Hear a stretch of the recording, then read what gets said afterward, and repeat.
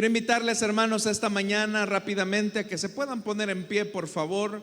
Vamos a orar al Señor para que Él nos entregue su palabra y vamos a interceder por cada una de las peticiones si hubieran.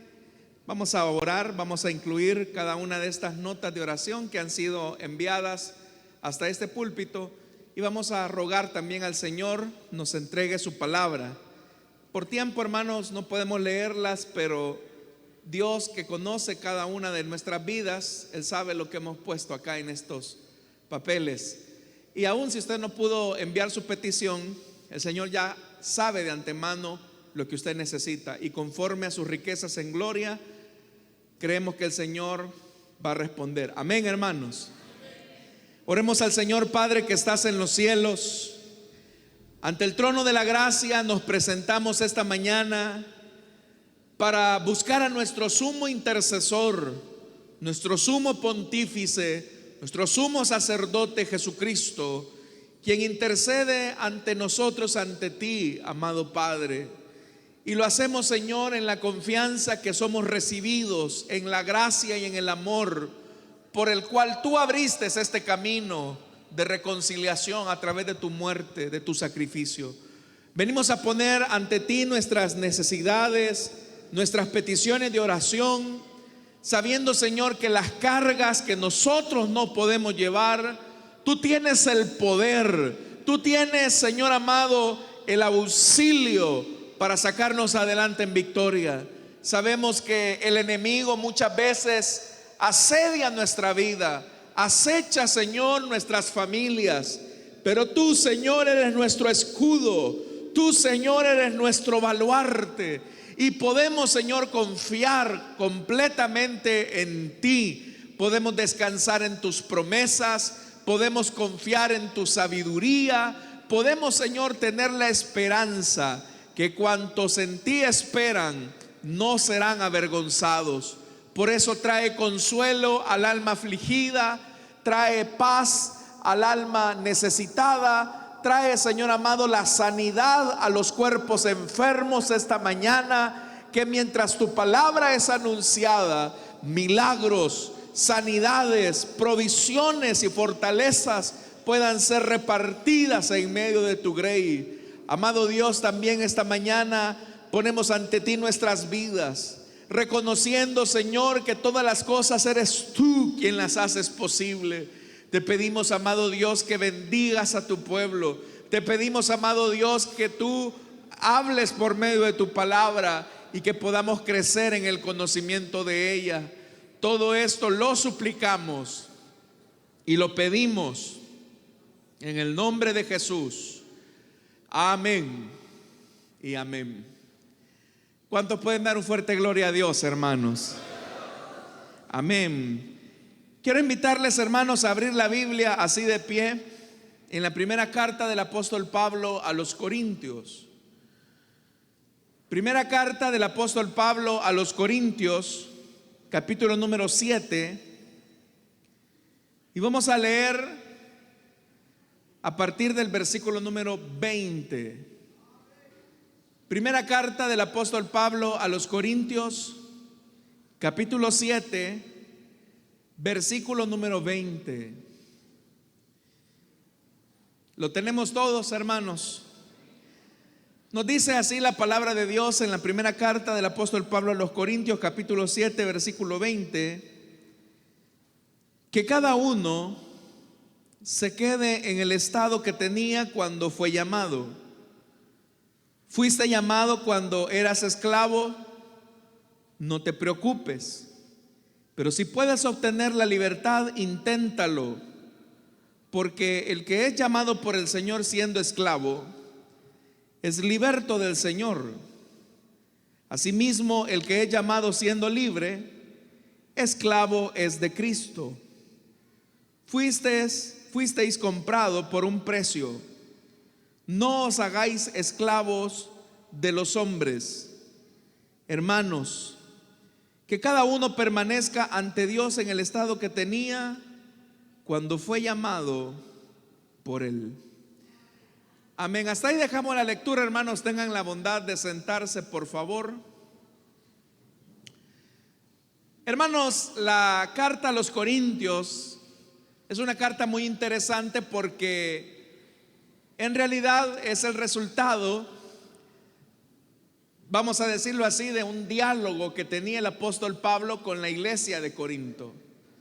Y digo que es un diálogo porque la iglesia que Pablo fundó en la ciudad de Corinto tenía ciertas dudas, inquietudes, preguntas acerca del estado civil o de la posición social que ellos tenían en el momento en que el evangelio los alcanzó.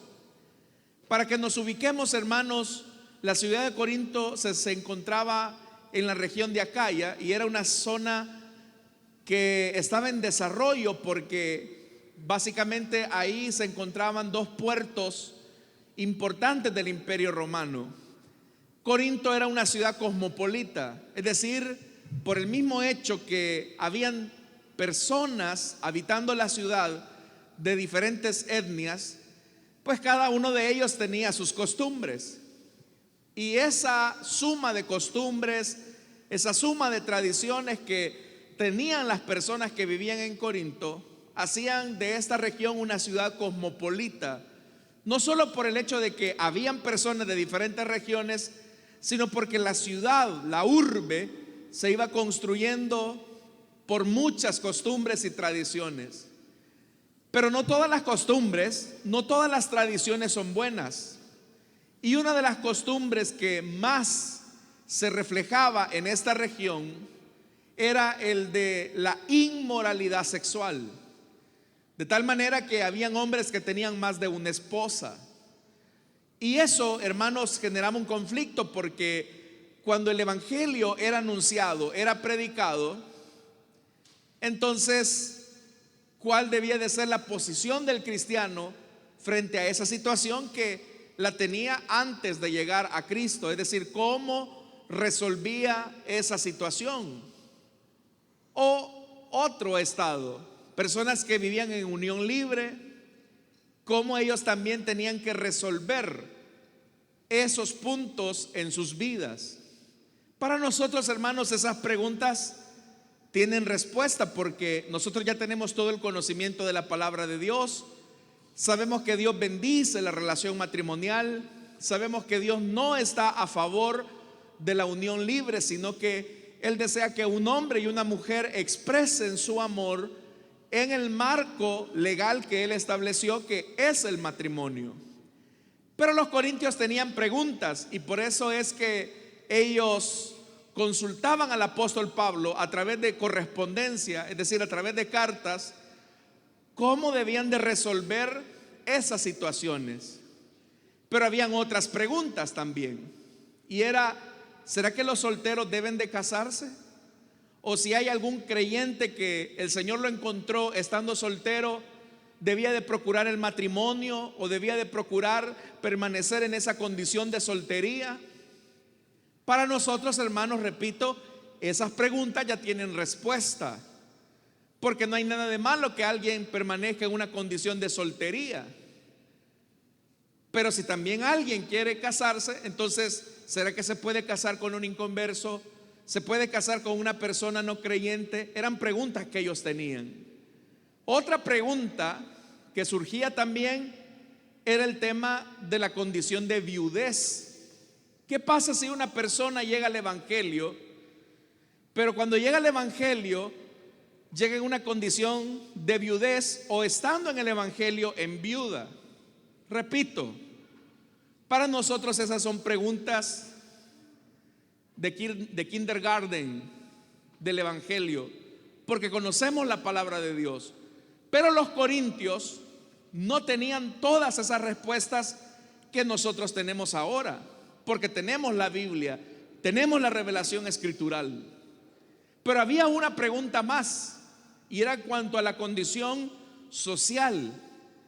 Muchos de los que conformaban las iglesias eran esclavos, es decir, el grueso del Imperio Romano eran personas que vivían en esclavitud. Entonces, ¿debían los cristianos esclavos permanecer en esa condición de esclavitud o debían de procurar la libertad? ¿Era correcto o incorrecto? Y a todas esas preguntas que los corintios hacían, es que este capítulo número 7 de esta carta pretende dar una respuesta. Y en esta ocasión, hermanos, por eso es que el apóstol Pablo comienza diciendo, en lo que leímos, dice que cada uno se quede en el estado que tenía cuando fue llamado. Es decir, permanezca en la condición en la que Dios lo encontró. Si tú estás casado con un inconverso, quédate así. Si tú estás soltero, pero anhelas el matrimonio y tú quieres casarte, pues cásate. Pero si tú te quieres quedar soltero, quédate así. Si tú eres viudo y deseas contraer nuevamente matrimonio, hazlo siempre y cuando sea en el Señor. Pero igual, si tú quieres permanecer solo o viudo, no hay ningún problema en cuanto a eso. A eso es a lo que el versículo 20 se refiere cuando dice que cada uno se quede en el estado que tenía cuando fue llamado. Pero hay un elemento interesante cuando el apóstol Pablo llega a la situación de los esclavos, porque dice el versículo 21: fuiste llamado cuando eras esclavo, no te preocupes. La condición de esclavitud, hermanos, era una condición bastante baja en la escala social del mundo grecorromano. Y obviamente que esclavos habían de todo tipo, desde aquellos que se dedicaban a los trabajos en el campo, con animales, hasta aquellos esclavos que se dedicaban a las letras, a la ciencia, pero igual tenían una condición de esclavitud, y por tener esa condición de esclavitud, eso generaba algún tipo de vergüenza, porque no se tenía libertad. Entonces, cuando Pablo llega a la condición de la esclavitud, Pablo les dice: fuiste llamado cuando eras esclavo, no te preocupes. Está bien, no te sientas mal. El Señor te encontró en esa condición social. Pero vea lo que dice el versículo 21 en la parte final: pero si puedes obtener la libertad, inténtalo. Lo que Pablo ahí está diciendo es que si tú puedes cambiar tu condición, si tú puedes mejorar tu estado social, que de esclavo procuras tu libertad y la alcanzas, inténtalo. Estas palabras de Pablo nos están llamando no solamente a la iglesia de Corinto, sino que nos llaman también a nosotros a que luchemos con un enemigo latente que existe entre los latinoamericanos, y es el conformismo. El conformismo es la actitud que las personas tienen para adecuarse a una condición específica. Y muchas veces, hermanos, el conformismo tiene como raíz una condición de pobreza mental o de mediocridad.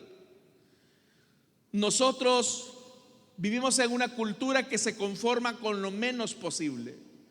Vivimos en una condición donde lo que se requiera menor esfuerzo, eso hay que hacer.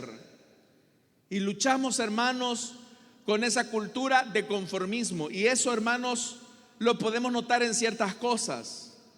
Por ejemplo, ver el nivel educativo o los avances educativos que muchas veces se tienen en ciertas áreas, como lo que antes se llamaba la prueba de conocimientos que hacían los estudiantes de bachillerato cuando salían, la famosa PAES, que hoy creo que tiene otro nombre.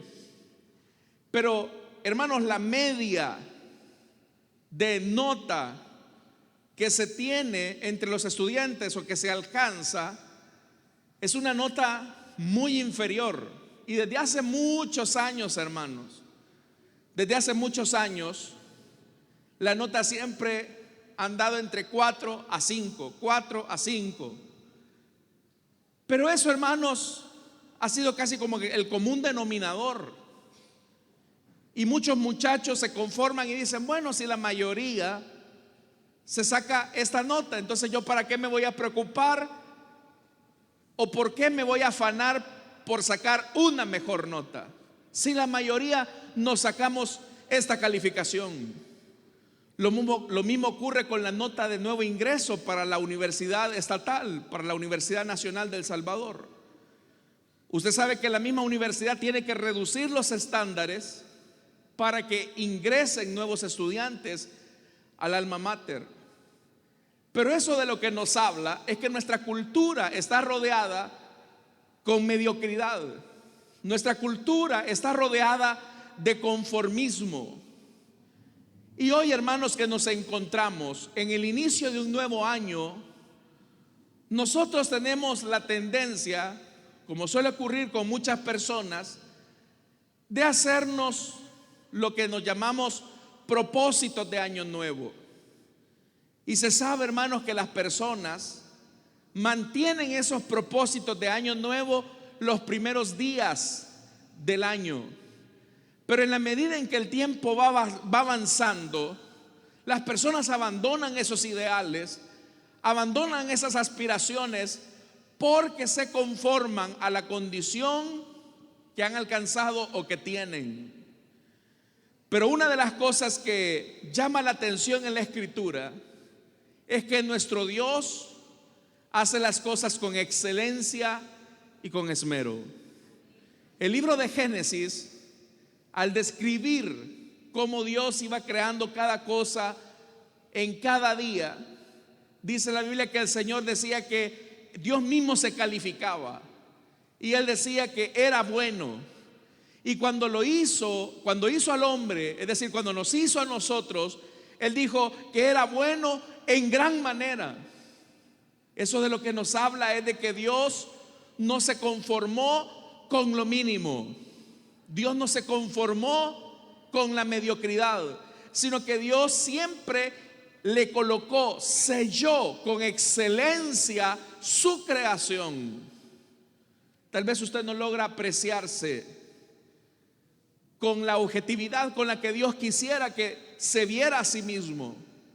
Pero si usted por un momento se pone frente al espejo y contempla cómo funciona su cuerpo, cómo funcionan sus órganos, usted se sorprendería de la excelencia con la que Dios lo hizo a usted. La Biblia nos dice que Dios lo hizo todo hermoso en su tiempo. Entonces Dios, hermanos, anhela, desea que también sus hijos seamos revestidos de esa excelencia, que lo que hagamos lo hagamos con excelencia.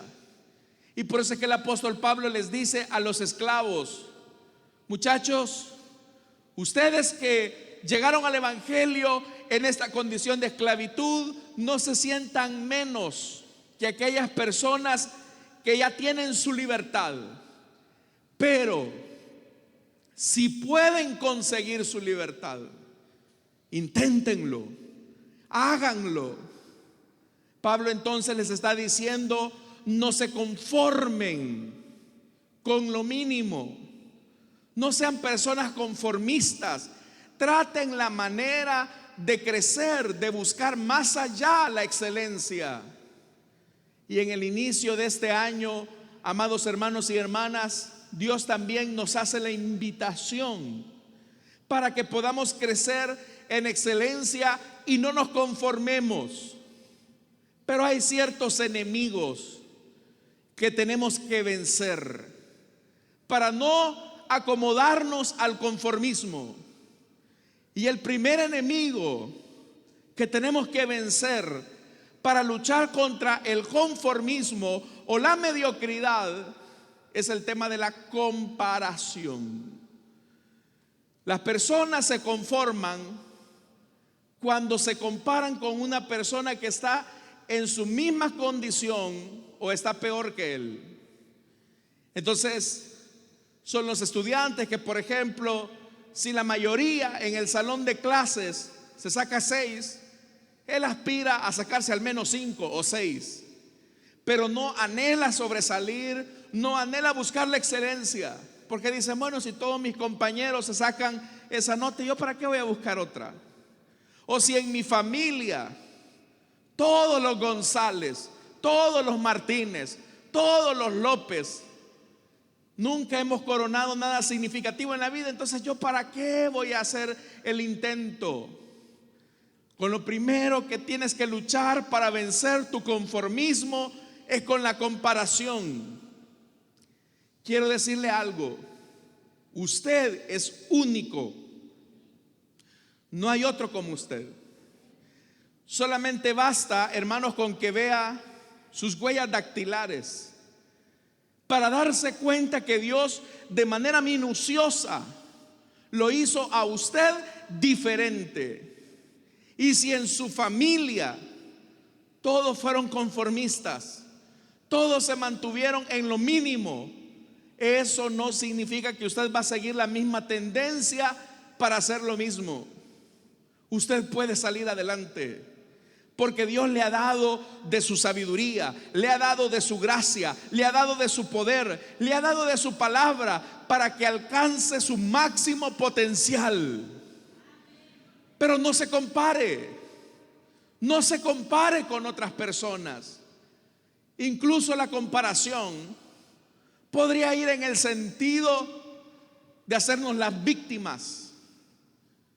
Y es cuando las personas dicen, no, pues sí, si yo quisiera salir adelante como fulano, como la mengana, pero ellos tuvieron apoyo, ellos tuvieron padrino, ellos tienen cuello, ellos tienen ventaja. Y nos comparamos porque algunas personas tuvieron ciertas ventajas por encima de nosotros. Y nosotros no vamos a negar eso, que puede existir personas que a lo mejor tenían ciertas ventajas que nosotros no teníamos. Pero déjeme decirle algo, nosotros tenemos la mayor de todas las ventajas, y es que el Señor ha decidido estar con nosotros todos los días de nuestra vida, acompañarnos. Usted tiene todo lo que necesita. Entonces, número uno, no se compare. Que porque fulanito es esclavo, yo también soy esclavo, así que aquí mantengámonos. No se compare.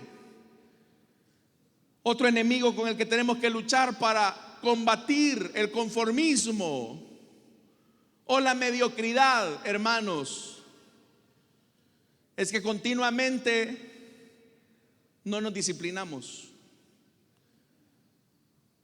La búsqueda del cambio en nuestra vida se alcanza con una palabra que se llama disciplina.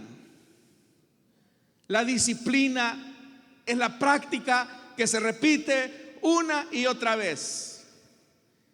¿Qué hace que una persona sea disciplinada en el deporte o sea disciplinada en algún área de la vida? Es que lo está repitiendo una y otra vez, una y otra vez. En la disciplina deportiva, por ejemplo, una persona es la que se dedica a entrenar todos los días, es la que tiene una dieta balanceada, es la que controla sus horas de sueño, porque su disciplina es el deporte.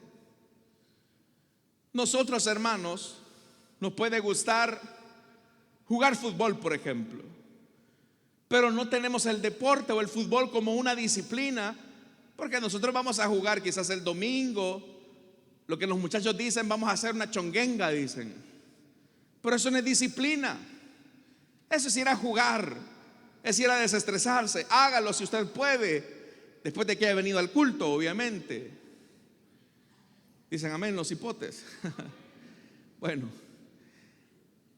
pero es cierto. Pero la disciplina, hermanos, requiere continuidad, esfuerzo. Si nosotros queremos ser excelentes y queremos vencer nuestra zona de confort, la disciplina es una de las cosas que necesitamos tener para no conformarnos con lo mínimo. Ser disciplinados. Y esto en todas las áreas, hermanos. Las personas pueden tener sueños e ideales en la vida. Como quisiera lograr esto en la vida, como quisiera coronar una carrera. Pues sí, pero para eso se necesita disciplina. ¿Cómo me gustaría tener mi propia casa o mi propio carrito o darle una mejor condición a mi familia? Pero para eso se necesita disciplina. ¿Qué podía hacer un esclavo para alcanzar su libertad? Tenía que ser persistente, disciplinado en buscar esa ansiada libertad. Para vencer también nuestro conformismo, un tercer aspecto que es importante dentro de esta enseñanza es que no nos desanimemos cuando no obtenemos resultados inmediatos. ¿Sabe cuál es la frustración de muchas personas cuando comienzan una rutina de ejercicio? Es que ellos piensan que con la primera van a lograrse ver corpulentos y fuertes con el primer día que vayan al gimnasio o el primer día que hagan dieta. Pero esas personas que lograron un cambio significativo en su cuerpo o en su salud, lo hicieron, hermanos, porque no se desanimaron. Fueron constantes, fueron disciplinados, que era lo que estábamos diciendo. Entonces, un elemento que es importante es: no se desanime cuando vea la meta y cuando usted vea, es que con esto que acabo de comenzar, si esto no es nada, pero es un principio, es un comienzo. Hay un libro que le recomiendo, si usted lo puede adquirir en una librería, hágalo y léalo. Hágase el propósito de leer este libro. Es el libro Hábitos Atómicos de James Clear. Y la tesis de este autor dice lo siguiente: que uno puede crecer un 1% de manera positiva o negativa. Si yo, por ejemplo, a cada día de mi vida, de manera disciplinada, agrego 5 minutos de ejercicio todos los días, un 1%, 5 minutos, todos los días, sume esos 5 minutos en el año de ejercicio. Eso va a marcar de manera significativa su vida. Pero deje usted de hacer ejercicio todos los días, que es lo que a nosotros estamos acostumbrados. Usted va a ver condiciones de salud deterioradas. Usted va a ver, hermanos, situaciones deterioradas en sus órganos, y va a ir decreciendo un 1% por lo que deja de hacer. Entonces, no se desanime. Sea constante.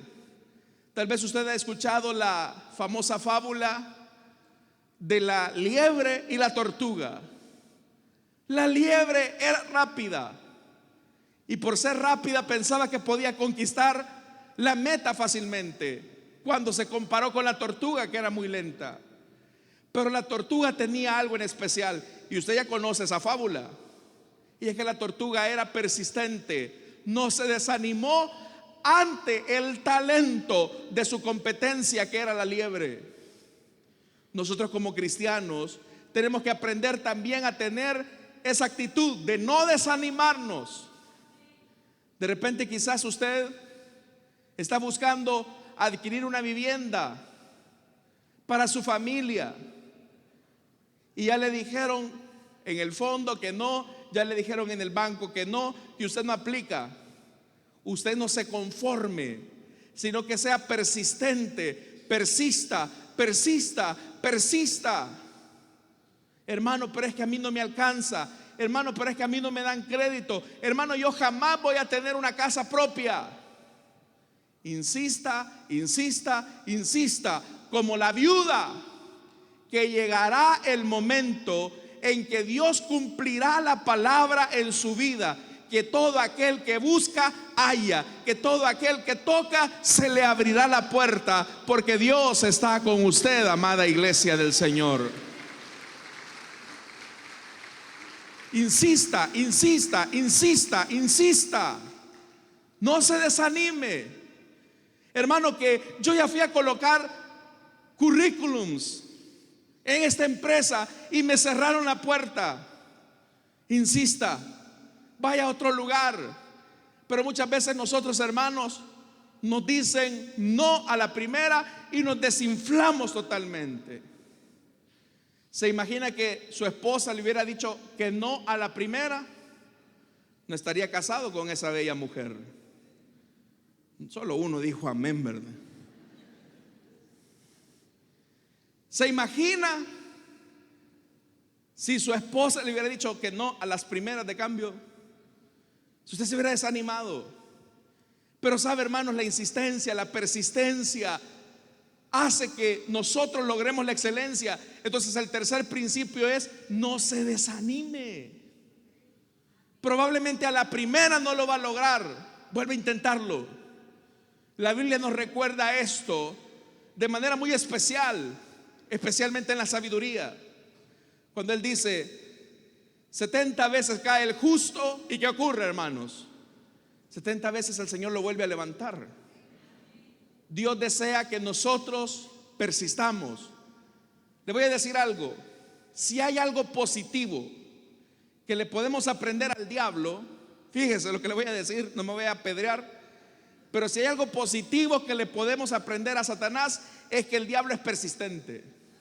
En lo malo, obviamente.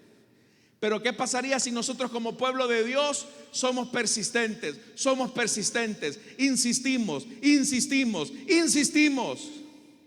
La puerta el Señor la va a abrir para nosotros. Y eso también incluye en muchas áreas de la vida. Porque en los temas espirituales probablemente exista alguna petición especial que estamos presentando ante Dios. Estamos pidiéndole al Señor la conversión de un familiar, estamos pidiendo la sanidad divina, y quizás usted oró la primera vez y no pasó nada. Oró la segunda vez y no pasó nada. Oró la tercera vez y no pasó nada. Y ya con 3 veces que usted oró por la misma petición, y como no vio una respuesta inmediata, usted se desanimó y dijo: no, ya no lo voy a intentar. No, ¿para qué? Y usted se desanima y abandona su oración. Pero hoy lo que Dios nos está diciendo es: insiste, insiste, insiste. ¿Podría Dios respondernos nuestra oración en el primer momento en el que nos dirigimos hacia Él? Claro que sí.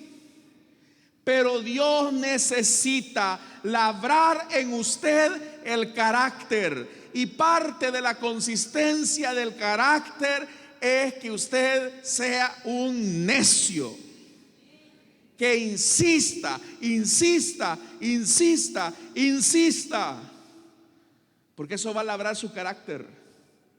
Y esto es importante, porque hemos hablado de no conformarnos en las áreas de la vida. No se conforme. Si usted puede mejorar, hermano, su condición de vida, si usted puede graduarse de una carrera universitaria, hágalo. Y no diga: es que yo ya soy demasiado viejo, ya tengo 30 años, dicen. La semana antepasada creo que fue, hubo una persona, fíjese, un hombre de 71 años que se graduó de ingeniero eléctrico, si no estoy mal, ingeniero eléctrico en la Universidad de El Salvador. 71 años. Y usted con 40 años ya anda arrastrando los pies. Entonces no, hermanos, usted puede lograr muchas cosas. ¿Sabe por qué? Porque no es con espada ni con ejército, sino con su Santo Espíritu que va con nosotros todos los días. Así que insista, insista, insista. Si un negocio no funcionó a la primera, insista. Insista. Pero muchos queremos tirar la toalla cuando a la primera las cosas nos salieron mal, y nos conformamos. No, si yo no voy a poder. No, si es por gusto. Sabe que detrás de cada lección de éxito que nosotros encontramos en líderes o personas de negocios, lo que hubo atrás de ese éxito fue una necia persistencia. Pero le decía, no solamente se trata de no conformarnos en las cosas materiales de esta vida, sino que también, hermanos, Dios anhela y desea que no nos conformemos en nuestro nivel espiritual. Hay gente que es muy mediocre espiritualmente. Hay gente, hermanos, que se conforma con lo mínimo espiritualmente hablando. Se conforman. Voy a decir algo y espero no caerles mal en el inicio de este nuevo año. Hay gente que se conforma solamente con venir una vez a la semana a la iglesia. Hay gente que se conforma solamente con ver cómo otros sirven, pero ellos no se meten. Hay gente que se conforma simplemente con ver cómo otros hacen. Hay gente que se conforma con medio leer un pasaje de la Biblia y después pasar largas horas frente al teléfono celular. Hay gente que se conforma, mis amados hermanos, con venir a la iglesia, como ya les dije, una vez por semana, y vienen de mala gana. Y así como, hermanos, y así como van a prosperar también espiritualmente. ¿Sabe algo? Le voy a decir, hermano, es que mire, yo le he dicho al Señor: Señor, dame espíritu de oración, porque yo quiero buscarte en la mañana, a las 5 de la mañana, doblar mis rodillas delante de ti, leer tu palabra. Pero ¿sabe lo que me pasa? Me pongo de rodillas y a los 5 minutos ya estoy hasta roncando. Pero yo te voy a decir algo, estimada iglesia, esta mañana: es preferible que te duermas de rodillas intentando orar a que te duermas panza arriba viendo la televisión o el teléfono celular. Es preferible que te quedes dormido leyendo la Biblia a que te quedes durmiendo y con los ojos rojos porque pasas con el teléfono horas y horas y horas y horas. Por eso no te conformes a lo mínimo espiritualmente. Busca la excelencia para la gloria de Dios. Lo que la Biblia nos dice es: sea de hecho o sea de palabra, háganlo todo para la gloria de Dios. Amén. Entonces no se conforme. Espiritualmente hablando, no se conforme. Crezca en todo lo que Dios le permita crecer. Estimados jóvenes, si tus padres te están apoyando para estudiar, no te conformes. Sé el mejor estudiante para la gloria de Dios. Si tú estás comenzando un emprendimiento, no te conformes. Te vas a levantar temprano y te vas a acostar tarde. Eso es parte de la persistencia. Si quieres ser un buen empleado, vas a ser el primero en llegar y el último en salir. No te conformes, no te compares, no te rindas, disciplínate. Pero también espiritualmente, si queremos crecer y trascender, tenemos que luchar con el conformismo. Quiero recordarle algo: todos los que hemos recibido a Cristo en nuestro corazón tenemos la mente ¿de quién? ¿La mente de quién? De Cristo. Y tenemos que llevar todo pensamiento cautivo a la obediencia de Cristo. Y de repente el diablo nos dice: Dios no te va a responder, Dios no te va a oír, ya Dios te abandonó, por eso es que Dios no te responde. Usted tiene la mente de Cristo. Usted sabe que por medio del sacrificio de Cristo puede llegar al trono de la gracia y pedir al Señor por esa petición que está solicitando a Dios. De repente quizás las personas le van a decir a usted: a veces el diablo utiliza hasta nuestras familias y dice: y ya vas otra vez y lo vas a intentar. No, hombre, si eso no se puede. No, si eso es imposible. Si las personas que lograron algo significativo en la vida hubiesen escuchado a aquellos que los intentaron desanimar, muchas de las cosas que hoy tenemos y de las cuales gozamos no las tendríamos si no hubiesen sido insistentes. Y le voy a decir algo: ¿qué hubiese pasado también si aquellas personas que nos predicaron a Cristo se hubieran desanimado con el primer no que nosotros les dimos? A veces también nos conformamos en la obra de Dios Y decimos, no, hermano, si es que yo a mi vecino ya lo invité una vez a la célula y ese hijo del diablo no quiere nada del Señor. Así que ya lo entregué a Satanás, dicen algunos. Insista, insista, insista, insista, insista, hasta que veamos la gloria de Dios en nuestros barrios, en nuestras colonias, en nuestras comunidades. Cuenta el pastor Cho en uno de sus libros, el que fuera pastor de la iglesia más grande del mundo. La iglesia del pastor Cho es una iglesia persistente, es una iglesia que insiste. Y había un coreano en un edificio de apartamentos que todos los días llegaban miembros de la iglesia del pastor Cho a invitarlo a la célula, a invitarlo a la iglesia. Y él siempre decía, no, estoy ocupado, no, otro día, no quiero nada. Entonces él lo que hizo fue moverse a otra ciudad. Y ahí, llegando a esa ciudad, volvieron a llegar otros. Nuevamente, mira, le invitamos a una célula, mira, le invitamos a la iglesia. Qué barbaridad, esta gente es necia.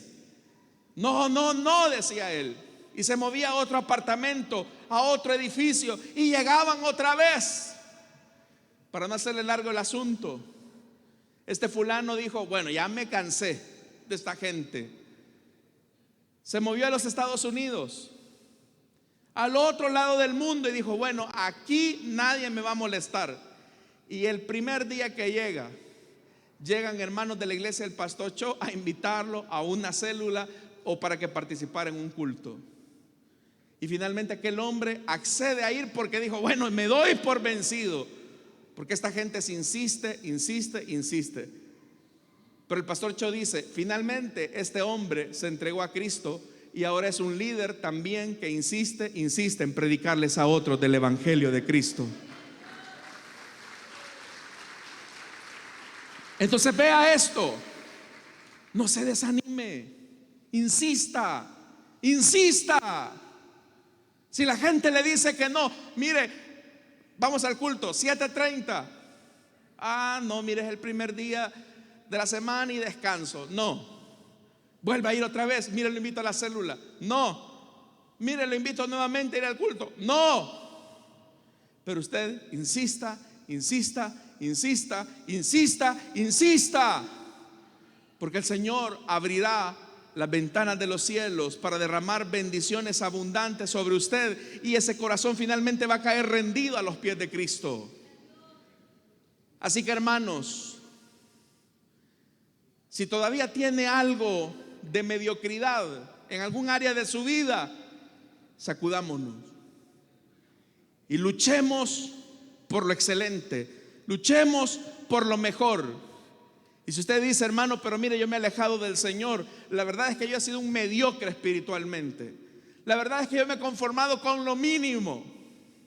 Bueno, este es el momento para comenzar nuevamente en los caminos del Señor. Este es el tiempo para comenzar nuevamente, para ponernos a cuentas con Él y que veamos que con Dios nosotros somos mayoría, que con Dios podemos alcanzar nuestras metas, que con Dios podemos salir adelante. ¿Cuántos lo creen, hermanos? Ese es el Dios que lo va a acompañar este 2025. Amén. Vamos a orar, vamos a cerrar nuestros ojos. Teniendo nuestros ojos cerrados y nuestro rostro inclinado, esta mañana quiero hacer una invitación para aquellas personas que desean entregarle su vida a Cristo o desean reconciliarse con el Señor. Le invito para que en el lugar donde está no se conforme solamente con venir a la iglesia, sino que le invito para que tome una decisión importante. Si esta mañana hubiera alguien que quiere entregarle su vida a Cristo o desea reconciliarse, póngase en pie. Vamos a orar por usted. No tengo mucho tiempo ya, pero si usted desea entregarle su vida a Cristo o desea reconciliarse, póngase en pie. Vamos a orar por usted. ¿Habrá alguien esta mañana que desea entregarle su vida a Cristo o desea reconciliarse con el Señor? Póngase en pie. ¿Hay alguien? Dios espera que no te conformes a tu situación de pecado, que no te conformes a tu condición actual. Dios desea que tú te superes en tu familia, que tú te superes en la vida, pero el primer campo de superación es solamente aquel cuando salimos de nuestra condición de pecado, y eso solamente se consigue cuando nos arrepentimos y nos convertimos al Señor. ¿Habrá alguien esta mañana? Si no, yo voy a orar porque el tiempo se ha acabado. Pero usted quiere entregarle su vida a Cristo o desea reconciliarse, póngase en pie. Dios ha tocado tu vida esta mañana, ponte en pie. Ahí habrá un hermano, una hermana que va a orar por ti. ¿Habrá alguien que quiera entregarle su vida a Cristo o desea reconciliarse? Póngase en pie.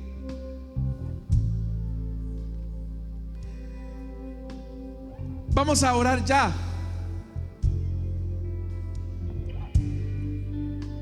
Oremos entonces al Señor. Padre que estás en los cielos, gracias te damos, Señor, por el consejo de tu palabra. Ayúdanos a vencer a ese enemigo llamado conformismo. Ayúdanos, Señor, a no compararnos con otros, a no compararnos con las personas que rinden menos, tanto en la familia como en el trabajo, pero también aquellos que se conforman espiritualmente. Ayúdanos a no compararnos con los mediocres espiritualmente, sino siempre a buscar la excelencia. Ayúdanos, Señor, a no rendirnos, a ser disciplinados. Ayúdanos, por favor.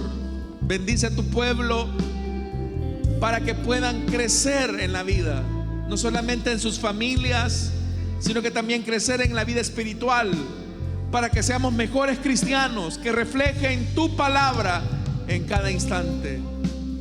Gracias, Señor, porque eres bueno. Gracias por tu amor y tu fidelidad. A ti la gloria y la alabanza en Cristo Jesús. Amén y amén. Gloria al Señor, hermanos. ¿Cuántos dan un fuerte gloria a Dios, hermanos? Amén, hermanos. Bendito.